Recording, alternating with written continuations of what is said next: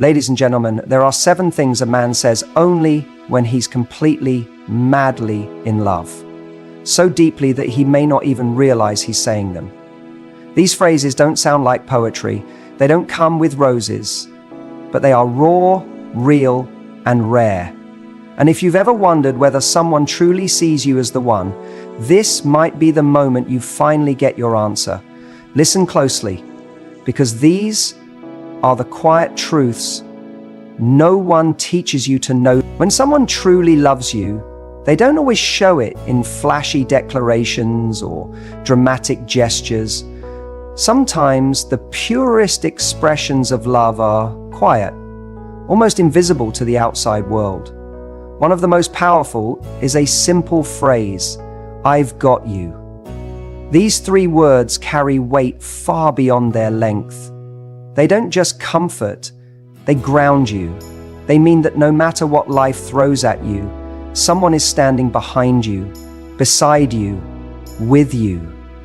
When they're happy, when you're loved, when someone is with you, someone is with you. There's no need to question their loyalty because they've already proven it through their presence.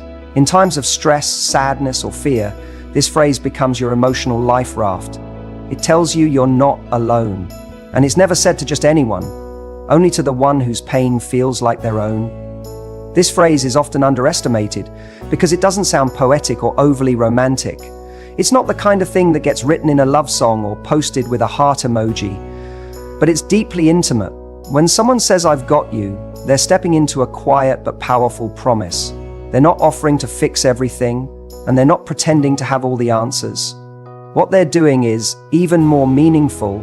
They're choosing to carry some of your burden with you. That choice speaks volumes about where you stand in their life. They've taken a step past infatuation, beyond surface-level affection. They're investing in your emotional safety, and they're doing it without needing credit or recognition.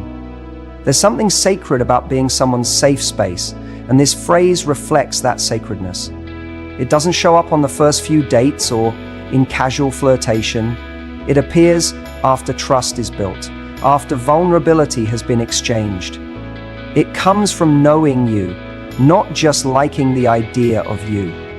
It says, "I see your scars and your stress and I'm not running." In fact, it says, "I'm staying because of them, not in spite of them." It's a sign of someone who's not just present when things are good, but who chooses to lean in when things get hard. That's not something anyone can fake. It only comes from genuine connection. There's a reason this phrase hits differently in the quiet moments, the late-night phone calls, the anxiety-ridden silences, the tearful confession. In those moments, you don't need someone to talk over your pain. You need someone who's simply willing to sit in it with you. You don't need grand speeches. You need consistency. That consistency is what "I've got you" offers. It doesn't rush you out of your emotions or try to control how you feel. It gives you room to be human while reminding you that someone has your back. That kind of emotional support is rare. It doesn't seek to rescue you, it seeks to stand with you. The person who says this doesn't need to be perfect. They may not always know the right thing to say or do, but their intention is clear. They are not going anywhere. They don't use your vulnerability as a weapon. They treat it like something sacred, and when they say "I've got you," it's not just for the moment, it's for the long haul. They're saying, when things fall apart, I'll still be here. And they're saying, even when you're not okay, I'm okay with that. That level of emotional endurance is something many crave but few ever receive. It's one of the clearest signs of deep, committed love. This phrase is also an antidote to fear. In love, fear often shows up as insecurity, overthinking, or emotional self-protection. But when someone looks you in the eyes, listens to your fears, and responds with "I've got you," a little of that fear melts away. You start to believe in the possibility of safety. You stop waiting for the other shoe to drop, because someone has just made it clear they're not planning to drop it. That doesn't mean everything becomes perfect, but it does mean that you've found a space where your imperfections don't scare someone away. Instead, they draw them closer. It's also a phrase that doesn't rely on conditions. It's not, "I've got you as long as you're okay," or "I've got you unless this gets hard." There's no expiration date on it. When it's said with real intent, it means, even when you're messy, confused, angry, or down, you're still worthy of care. That unconditional element is what makes it so powerful. It's not about deserving love. It's about receiving it, even when you feel like you don't. That kind of reassurance is a balm for the soul, especially when the world feels overwhelming or uncertain. People often chase the wrong signs of love: flowers, compliments, gifts. And while those are sweet, they can't compete with the strength of emotional steadiness. Emotional steadiness looks like someone showing up when they don't have to. It looks like staying calm when you're not. It looks like someone whose love doesn't disappear when you're struggling to love yourself. That's the real gift behind this phrase. It tells you that your lows won't scare them off. In fact, they've already accepted them as part of loving you. And they don't want you to hide them. They want you to trust them with it all. What's beautiful about this expression is that it's rarely said just to impress. It's said in the middle of a storm, not the sunshine. It's said when you're unsure of yourself, unsure of them, unsure of everything, and they want to give you one thing to be sure of. That kind of emotional security doesn't happen by accident. It's built over time through patience, effort, and a willingness to see love as something active, not passive. Love is not just a feeling, it's a behavior. And this phrase proves that. It's an action wrapped in a sentence. It's love in motion. In a world where people often love for what they can get, this is a phrase that gives. It doesn't ask for anything in return. It doesn't demand proof or performance. It just shows up, holds space, and whispers, "You're not alone." And that's what makes it unforgettable. You may forget compliments, you may forget romantic dates, but you'll never forget the moment someone looked at your pain and said, "I've got you." That memory will stay with you because it didn't just touch your heart, it touched your soul. And once someone reaches you there, everything changes. When someone genuinely cares about you, their love doesn't show up just in grand gestures, it shows up in thoughtful, precise moments. One of the clearest signs of deep emotional connection is when a person looks at you during a moment of pain or confusion and says, "What do you need from me right now?" That simple question may seem ordinary, but it carries a remarkable weight. It means they're not making assumptions. They're not trying to rescue you with solutions you didn't ask for. Instead, they're honoring your autonomy, your individuality, and your emotions. They understand that love isn't about always knowing, it's about wanting to know. This question creates space for your truth. It tells you that your feelings matter more than their ego. And it's one of the most quietly powerful things someone can say when love runs deep. Emotional intelligence in love is rare, and this phrase is one of its purest examples. So many people jump to advice, control, or dismissal when faced with a partner's discomfort. But this question stops all of that. It pauses the need to fix and centers the need to feel. It says, "I may not fully understand, but I want to meet you where you are." That kind of curiosity is an act of care. It's the opposite of judgment. And it communicates presence without pressure. There's a humility to it, a recognition that love is not about always being right, but about being receptive. And in moments of distress, that's often what matters most. It's also a sign of deep respect. When someone asks what you need, they're saying, "I trust you to know yourself better than I do." That might seem subtle, but it's profound. Rather than assuming they know best, they defer to you.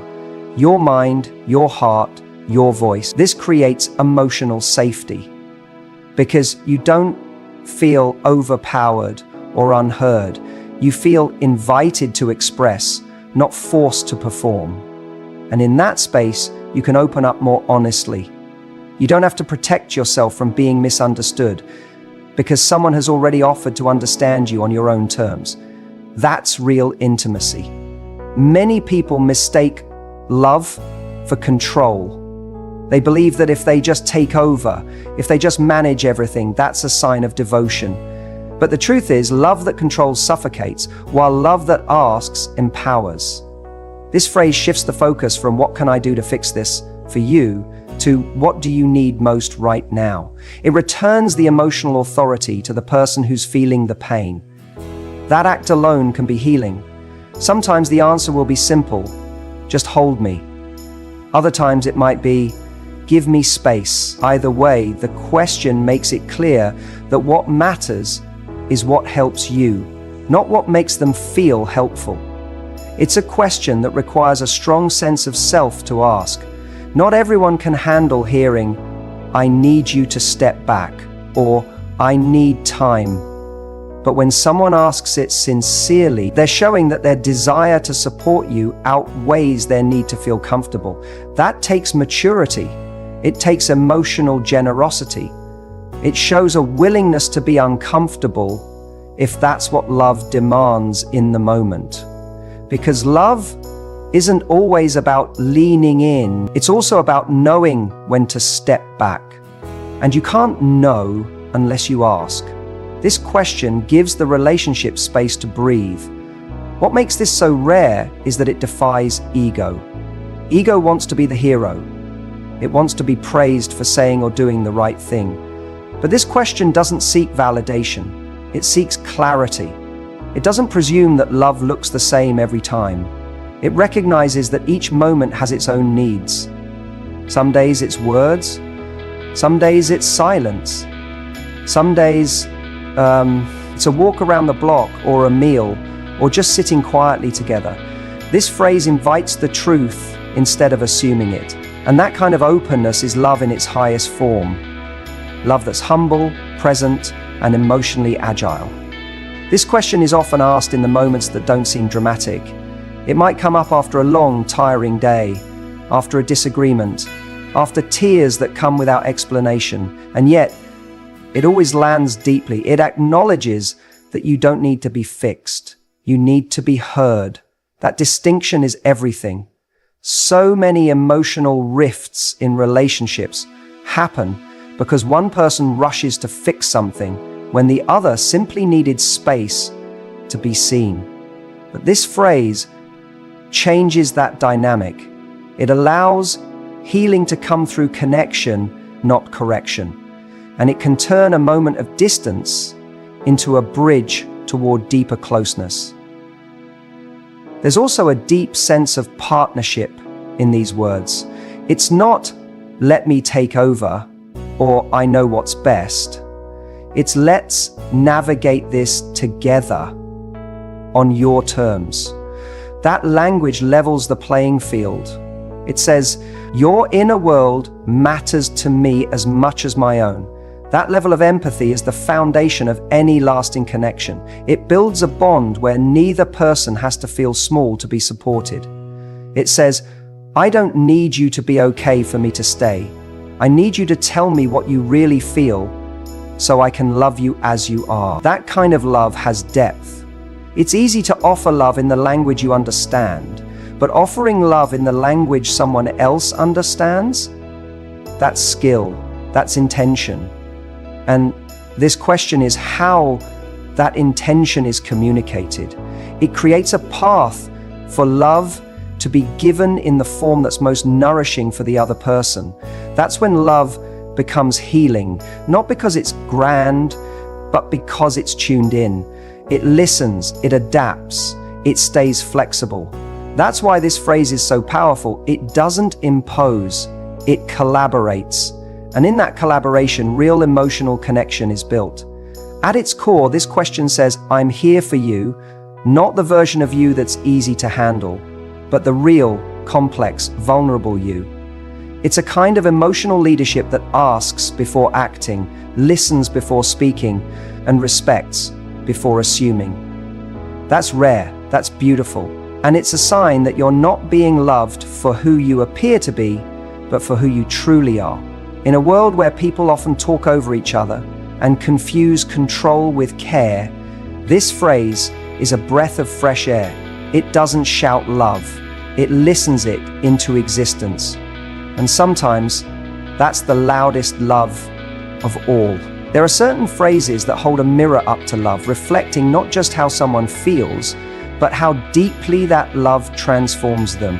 When someone says, "You make me want to be better," they are revealing a truth that runs far deeper than attraction or admiration. It's not just about being impressed by who you are. It's about being inspired by who you are. It means your presence challenges them, not in a critical way, but in a way that calls forth their higher self. It means your standards, your strength, and your integrity have awakened something within them. They see the kind of person you are, and suddenly they want to rise. Not to impress, not to compete, but to align with the values they see in you. This phrase is a confession of growth, triggered by connection, and it's never said to just anyone. Wanting to be better doesn't mean changing who they are to earn your love. It means they already feel loved and safe, and from that place, they desire to expand. They want to live with more honesty, more discipline, more depth, because they've witnessed it in you. This isn't about pressure. It's not about needing to be perfect to be worthy. It's about being shown through your presence and character what's possible. People rarely grow just because someone tells them to. Real growth is sparked by admiration, by respect, by feeling seen and uplifted. When someone says to you, it means you've become a mirror of what's good and strong within them, perhaps even before they saw it themselves. This kind of love is a catalyst. It's the rare kind that doesn't just make life sweeter, it makes a person more aware of their patterns, their choices, their impact. When they say, "You make me want to be better," they are acknowledging that your presence has elevated their standards, not because you demanded it, but because you embodied it. You didn't lecture them into change, you lived your truth in front of them, and it stirred something inside.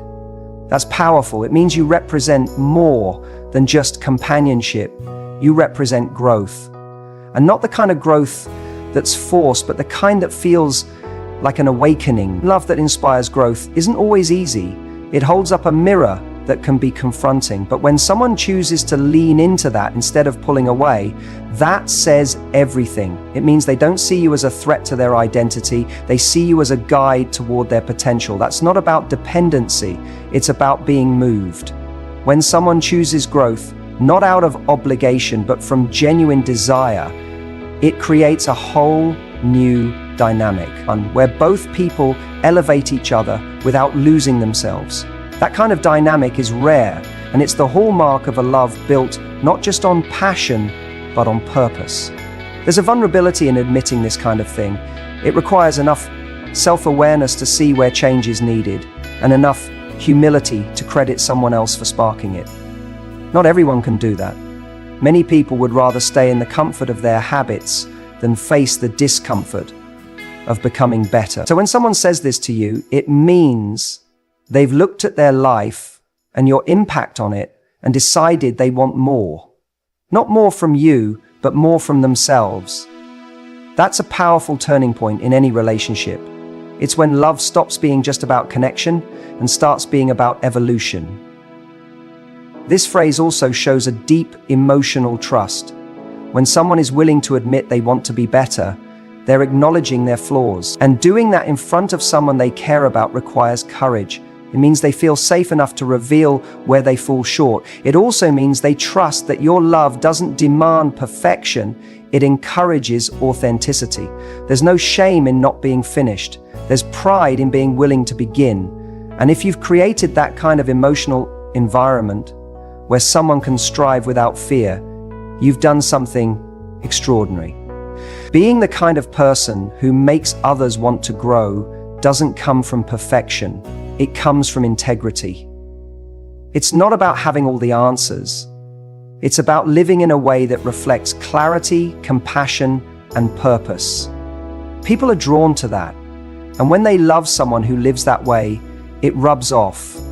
It makes them look at their own choices, not out of guilt, but out of desire to live more intentionally. That's the essence of what this phrase means.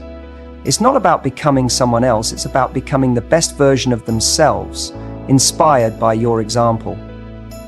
Growth-based love also creates a different kind of closeness.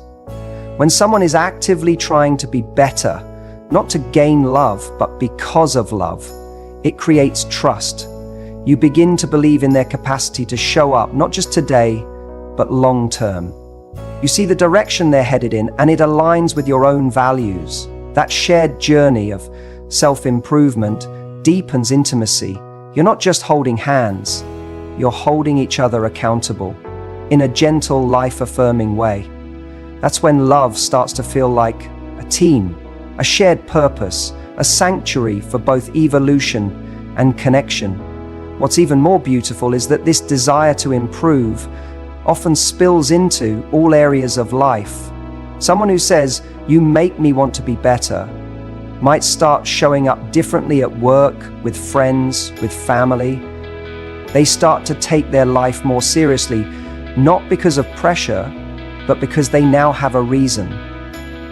Love gives life a sense of urgency and clarity. When they look at you, they see someone worth growing for, and in the process, they start to see themselves as someone worth believing in too. That shift in self-perception is often where real change begins. At the heart of this phrase is a deep respect. It means they don't take your presence for granted. They see your worth so clearly that it redefines their own. They don't want to stay the same if staying the same means falling short of the person you inspire them to be. That's not about pleasing you. It's about honoring what your love has awakened. And when love has that kind of impact, where it doesn't just hold someone, but elevates them, you know it's something rare, something real, something that doesn't just touch the heart, but transforms the soul.